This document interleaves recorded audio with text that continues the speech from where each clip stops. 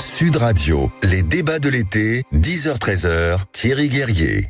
Premier sujet, je vous le disais, les forces de l'ordre, une véritable cible aujourd'hui pour les voyous. Il faut être clair, avec encore un policier blessé au couteau hier soir près des Champs-Élysées dans le 8e arrondissement de Paris.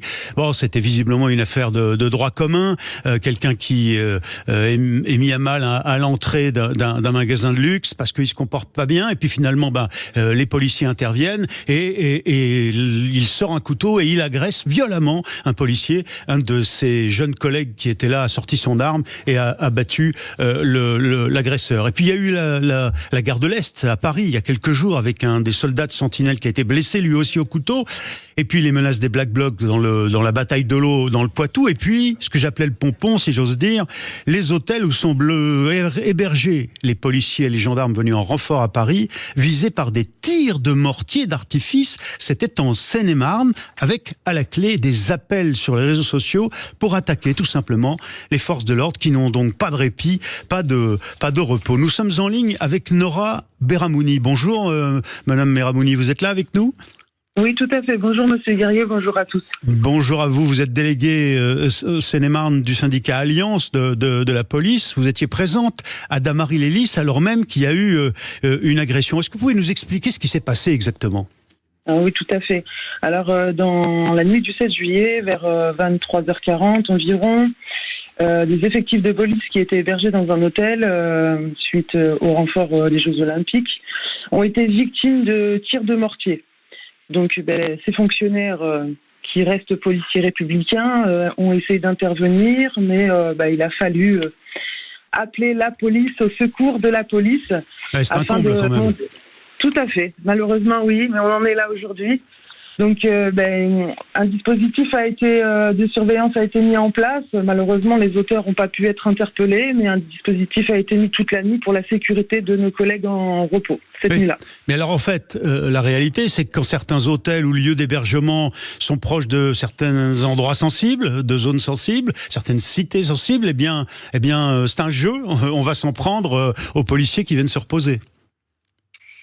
Oui, malheureusement, aujourd'hui, c'est un jeu pour les voyous, pas pour les policiers. L'hôtel était implanté dans la plaine du Lys. La disposition et la configuration a fait qu'ils avaient un visu complet sur cet hôtel.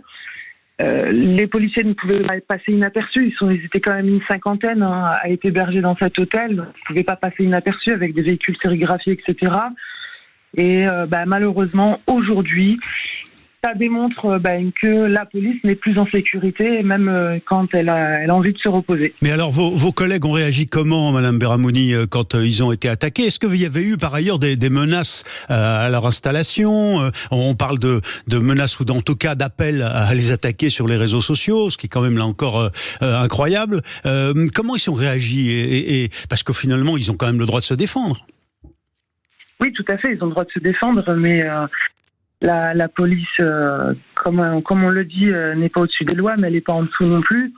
Et aujourd'hui, nos collègues ont quand même bien réagi, ils sont restés policiers, ils se sont protégés, ils ont appelé d'autres policiers qui font partie de la DIPN 77, puisque ces policiers qui étaient hébergés à l'hôtel viennent de l'Isère. Donc, ils ont dû appeler les policiers du 77 pour venir à leur secours et pour pouvoir configurer les lieux et essayer d'interpeller les auteurs, qui malheureusement pas encore sont sauvés. Ouais. Juste une dernière question. Qu'est-ce que vous dites au pouvoir public, à vos chefs, à la hiérarchie, au préfet de police, au ministre de l'Intérieur ? Vous leur demandez quoi ? On leur demande tout d'abord de protéger nos policiers, parce que la police protège la population, protège tout le monde, mais qui protège la police aujourd'hui ? C'est la question qu'on se pose. Et malheureusement, nos politiciens, on leur demande tout d'abord déjà de montrer une belle image de cette police républicaine, parce que malheureusement, nous avons certains politiciens qui nous pointent du doigt et qui qui ne parlent pas forcément bien de nous. Donc à partir de ce moment-là, comment voulez-vous que la population puisse nous respecter ? Oui, donc ça en rajoute le fait que de certains politiques, en particulier, donnent une image des forces de l'ordre en disant la police tue, par exemple. Ce titre-là était ravageur. Ouais. Merci infiniment d'avoir répondu à nos questions, Nora Beramouni du syndicat Alliance de la police, et on espère bon repos tout de même à vos collègues.